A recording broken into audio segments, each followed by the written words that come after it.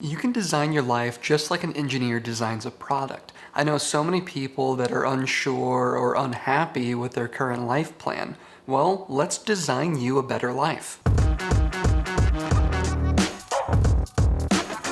Welcome to part 2 in a 3-part miniseries about taking control of your life. If you missed part 1, it's right there. Bill Burnett and Dave Evans took a bunch of psychological research from Stanford and combined it all into a book called Designing Your Life, which I'm essentially going to summarize for you today. And before we get into the 5 tips for designing your life, we have to talk about 3 dysfunctional beliefs that get in the way of so many people designing a better life for themselves. And number 1 is that you need a passion.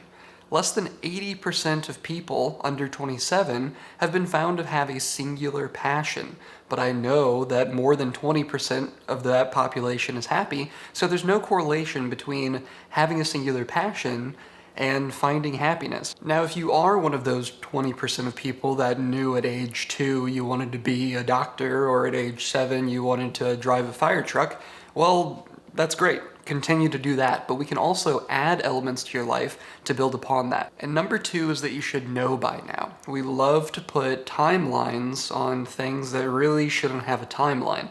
Like in high school, I had every counselor ask me, what university are you going to? What are you doing with your life? What major are you doing? I had no clue what major I was doing. I didn't know until junior year of college what major I was doing. I find it ridiculous that we put arbitrary timelines on nonlinear processes that varies from person to person.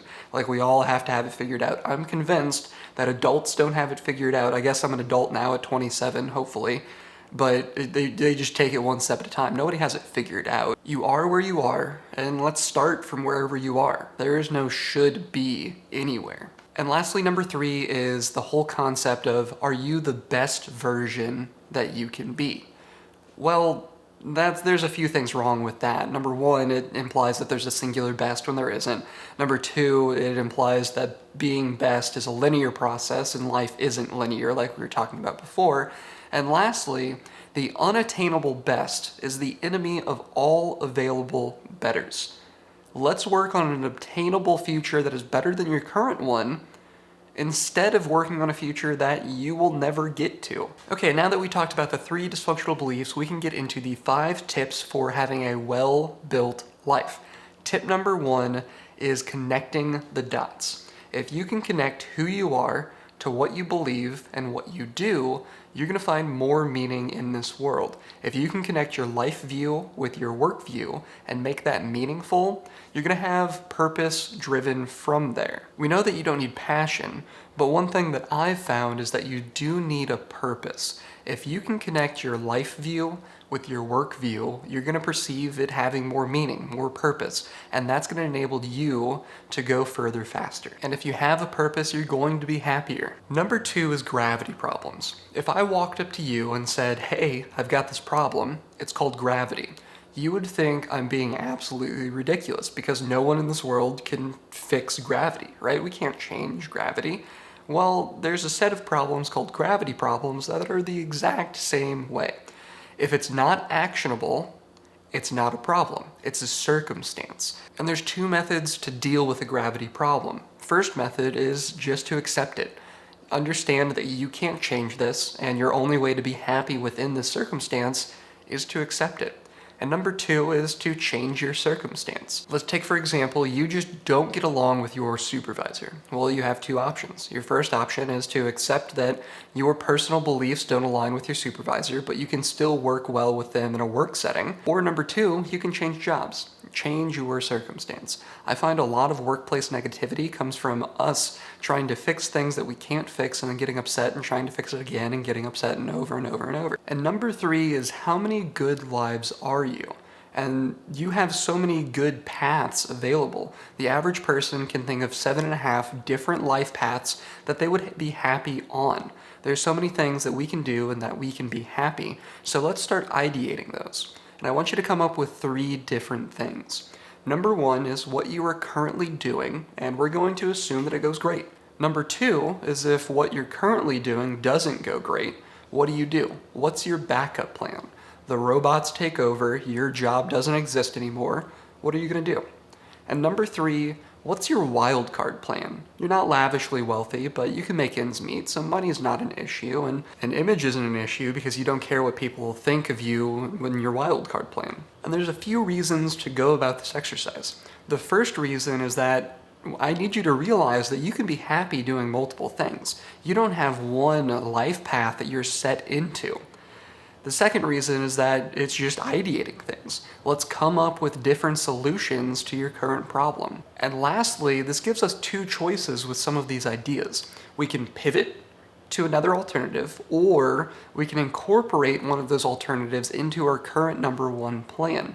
So for example, somewhere down the line, I stopped coaching, and I really miss that.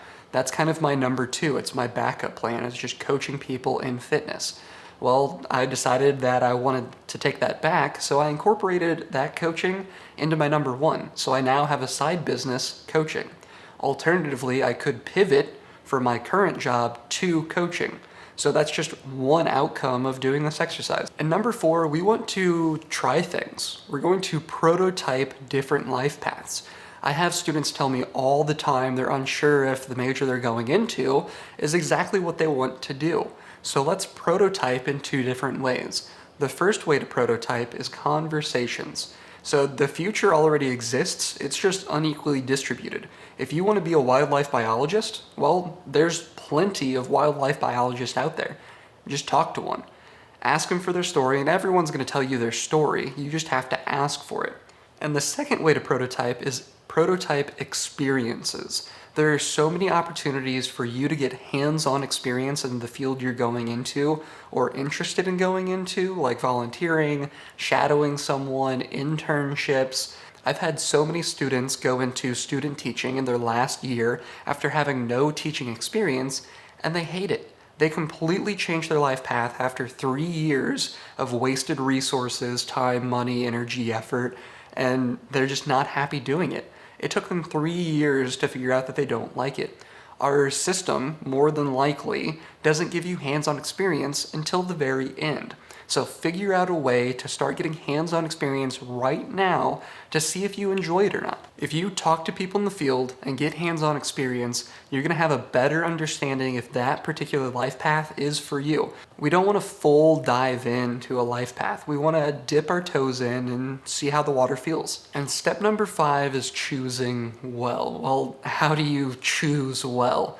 Step 1 you've already done. Step 1 is to just gather as many ideas as you can. Step 2 is now that you have those ideas, we want to narrow those ideas down. Humans just can't make decisions when we're overwhelmed with too many options. And Qdoba built an entire business model over this concept. When you go to a normal restaurant, they've got a giant menu and there's 50 things on the menu and you get overwhelmed, you don't know what to pick. Well, Qdoba understood this psychological concept and said, okay, we're only going to give you 2 to 3 options at one time. Do you want a bowl or a wrap? Do you want white rice or brown rice, black beans or pinto beans? They take that, boil it down, and give you one step at a time. That's exactly what we're going to do here. We want to narrow that down through prototyping those different experiences. Through prototyping, you're going to figure out, okay, I'm interested in this, or I'm not going to do this. And you have a better understanding of what we're going to get into. We're going to narrow those down. Number 3 is to just choose. But there's an important part of choosing that a lot of people don't factor in, and that's emotions. Well, Daniel Goleman, a psychologist, said the wisdom of emotions is a real thing. Part of your brain, the basal ganglia, summarizes emotions for you, but the problem is that the other part of your brain, the prefrontal cortex, can't rationalize that. So it's not anything more than a gut feeling. That gut feeling, that's your brain talking to you. You should listen to it. And the last part of choosing well is let go and move on. When we're faced with a decision that's irreversible, we're significantly more likely to be happy because we know that we can't change it. If we're faced with a reversible decision, our happiness with that decision goes down 70%. We have a fear that we chose wrong. Well, there's so many different things to choose that are going to benefit you. Don't have a fear of choosing the wrong thing. More than likely, you just chose between 2 really good things. If you connect your life view and your work view and find meaning in your life, if you avoid gravity problems, if you ideate possible life paths through understanding you have multiple different well-designed lives, you prototype those experiences, and then you choose one of them well, I can guarantee that you're gonna have a better designed life than you currently do. If you found this video helpful, hit that thumbs up button down there. It greatly helps me. And if you want to be a part of our community, hit that subscribe button. I'm putting out 2 to 3 videos every single week geared towards giving you the tools you need to succeed in and after college. I'm proud of you, I love you, and I'll see you next time.